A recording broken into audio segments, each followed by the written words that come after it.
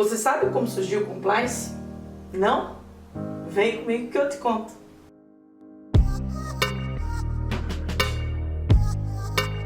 Olá, eu sou Erika Lamu, da Integrity Assessoria, e para começo de conversa, nem foi aqui no Brasil, e já faz mais de um século. A origem do compliance não foi baseada em um caso isolado, mas em uma série de escândalos de corrupção envolvendo grandes empresas, governos e muita maracutaia. Mas eu não estou falando do Brasil, não. Como o objetivo do compliance é agir em sintonia com regulamentações, normas e controles internos e externos, temos os primeiros registros dessa área em 1906, com a criação do FDA, Food and Drug Administration, uma agência federal do Departamento de Saúde americano, criada para proteger, promover, controlar e supervisionar a segurança alimentar, o comércio de medicamentos e cosméticos nos Estados Unidos. Em 1913, foi criado também nos Estados Unidos o FED, Banco Central Americano. O nosso só foi criado 51 anos depois, em 1964, só para você ter uma ideia. Com o objetivo de tornar o sistema financeiro mais seguro e estável, adequado às leis do país. Mas como o compliance não se baseia só em normas, mas em integridade, tinha que ter algum escândalo nessa história, né? Escutas telefônicas envolvendo o governo e muita polêmica. E isso não aconteceu só no Brasil e é uma das origens do compliance no mundo. Foi o que aconteceu no escândalo de Watergate, de 1972, que levou à renúncia do presidente Richard Nixon. Em 17 de junho de 72, 5 homens invadiram o escritório do Partido Democrata Americano, o que gerou uma pequena nota no jornal The Washington Post. 2 repórteres do próprio jornal ficaram intrigados e resolveram investigar. Eles descobrem que o objetivo era grampear as escutas telefônicas para usar informações confidenciais do Partido Democrata, para fazer chantagem política, pois estavam em época de eleição presidencial. A invasão foi coordenada por 2 ex-funcionários da CIA, que estavam no prédio ao lado. Eles descobriram que um dos 5 invasores tinha um nome na folha de pagamento do Comitê de Reeleição de Nixon. Seguindo a dica de um informante anônimo, que na época era um funcionário de alta patente do FBI e que, por ter acesso a informações confidenciais, exigiu anonimato e foi apelidado de Garganta Profunda, eles descobrem um cheque de $25 mil emitido pelo Comitê de Reeleição de Nixon, depositado na conta de um dos 5 invasores. Foi a primeira evidência concreta ligando o fundo de campanha de Nixon à invasão do escritório dos democratas no complexo de edifícios Watergate. Após muita investigação, ficou confirmado que assessores de Nixon conduziam um esquema de espionagem política para favorecer o chefe nas eleições. Com a pressão da imprensa e da população, o Senado americano cria uma comissão para investigar o caso oficialmente. O advogado da Casa Branca, em seu depoimento ao Senado, assume que há um esquema de espionagem. Através de gravações telefônicas do Salão Oval, que é o escritório oficial do presidente, ficou comprovado que o presidente Nixon comandava o esquema e não apenas sabia que ele existia. Com isso, 2 assessores e 4 integrantes da equipe presidencial foram condenados à prisão. O impeachment já batia a porta quando, em 8 de agosto de 1972, Richard Nixon, num discurso dramático para a TV, renuncia ao cargo mais cobiçado do mundo, afirmando que lamentava por qualquer dano causado. Seu vice assumiu e, um mês depois da posse, concedeu perdão absoluto a Nixon por qualquer crime cometido enquanto ele era presidente. Parece Brasil, né? Pelo menos nessa parte, mas a gente está melhorando. O compliance está aí para ajudar.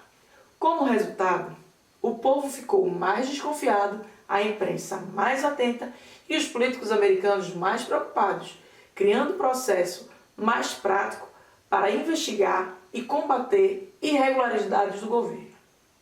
Logo após o escândalo de Watergate, vieram à tona escândalos envolvendo milhões de dólares e cerca de 400 empresas norte-americanas, dentre as quais grandes empresas como a Exxon, a Northrop, a Lockheed, que pagava propina, no caso da Lockheed, pagava propina a funcionários públicos estrangeiros.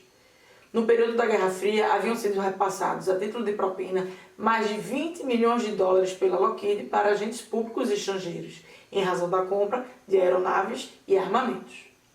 Diante disso, começou a haver uma grande cobrança da sociedade americana, apoiada por jornais como The Washington Post e o The New York Times, para que se criassem medidas para que as empresas americanas não fossem fomentadoras de corrupção de agentes públicos estrangeiros.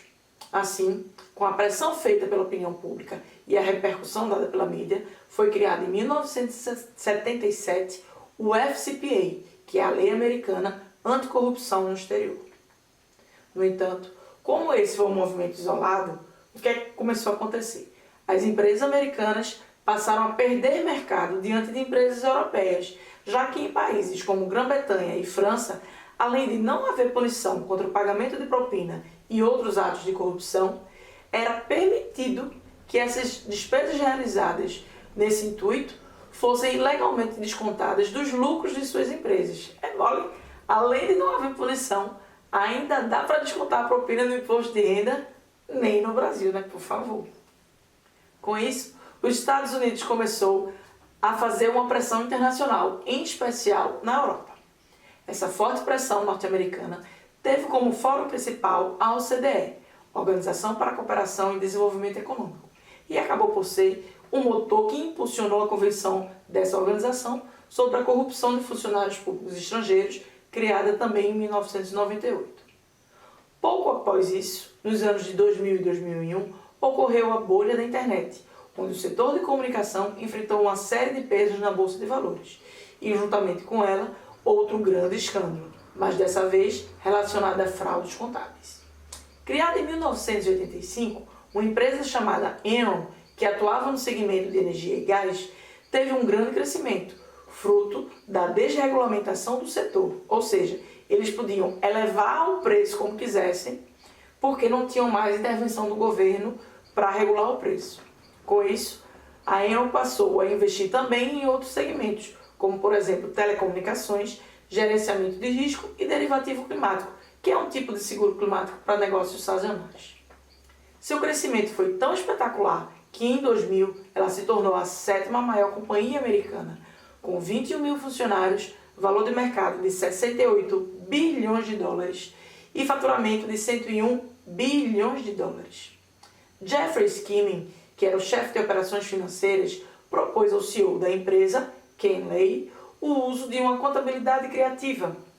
Eles contabilizavam ganhos futuros como receita corrente, embelezando as demonstrações financeiras com receitas inexistentes, aumentando a lucratividade e tornando a empresa mais atrativa para os investidores, fazendo com que o preço das ações disparasse na Bolsa de Valores. Toda essa fraude contábil acaba sendo camuflada pelo Arthur Andersen, que é uma das maiores empresas de auditoria do mundo, que dava sua chancela para que as demonstrações financeiras e o balanço patrimonial estavam mostrando que esse balanço patrimonial estava correto, seguindo as regras contábeis do mercado e da SEC, que é a Securities and Exchange Commission, equivalente à nossa CVM aqui no Brasil. Esse crescimento estrondoso chamou a atenção do mercado. Começou a circular a notícia de que ele estava baseado em fraudes envolvendo embelezamento do balanço.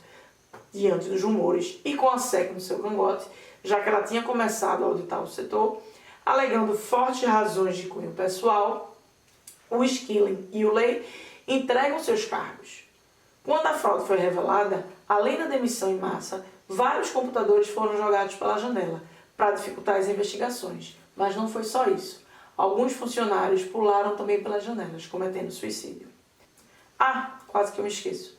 Junto com sua falência, a Enron levou também os fundos de pensão dos funcionários e outros investimentos. Ao final da auditoria investigativa da SEC, ficou confirmado que a Enron reportou durante muitos anos lucros bem maiores que os reais. Skilling e Lay foram indiciados em 2004, considerados culpados em 2006 e condenados pelos crimes de conspiração, fraude, uso de informação confidencial, comércio ilegal e declarações falsas. As penas dos dois juntas passaram dos 100 anos de prisão. Em paralelo a tudo isso, com a imagem bem desgastada, Arthur Andersen decretou falência, o que já era esperado. Além desse escândalo da Enron, houve outros, com grandes empresas como Xerox, Tyco Electronics, WorldCom e alguns laboratórios farmacêuticos. Diante desse cenário, o Congresso americano sancionou, em 2002, a Lei Sarbanes-Oxley, também chamada de SOX, criada pelos congressistas Paul Sarbanes e Michael Oxley, daí o nome Sarbanes-Oxley, com o objetivo de aprimorar a governança corporativa, identificando, combatendo e prevenindo fraudes, ou seja, garantindo o compliance. Assim, todas as empresas com ações na SEC, sejam elas americanas ou não, devem seguir as definições da SOX quanto aos registros financeiros que devem ser armazenados e por quanto tempo esses registros devem ser armazenados. Um pouco depois disso, em 2010, foi sancionado no Reino Unido o UK Bribery Act, que é a lei anti-suborno do Reino Unido, que disciplina os delitos de corrupção ativa e passiva de sujeitos públicos e privados, assim como corrupção de funcionários públicos estrangeiros, e falha também das empresas na prevenção da corrupção. Ela é considerada a lei mais rigorosa do mundo. Seus efeitos vão muito além das fronteiras da Inglaterra, Escócia, Irlanda e País de Gales, pois um crime de corrupção cometido no exterior poderá ser processado e julgado no Reino Unido. A lei anticorrupção pegou carona nessa lei, mas depois eu te conto essa história. Por fim, em termos de legislação internacional, foi criada em 2016 a Loi CEPAN-2. Segundo os termos da lei, um programa de integridade com 8 medidas de combate à corrupção deve ser obrigatoriamente implementado em empresas francesas ou pertencente a grupos com sede na França, com faturamento consolidado superior a 100 milhões de euros e com mais de 500 funcionários. A inobservância da aplicação dessa lei sujeita as entidades a multas de até 1 milhão de euros para pessoas jurídicas e 200 mil euros para pessoas físicas.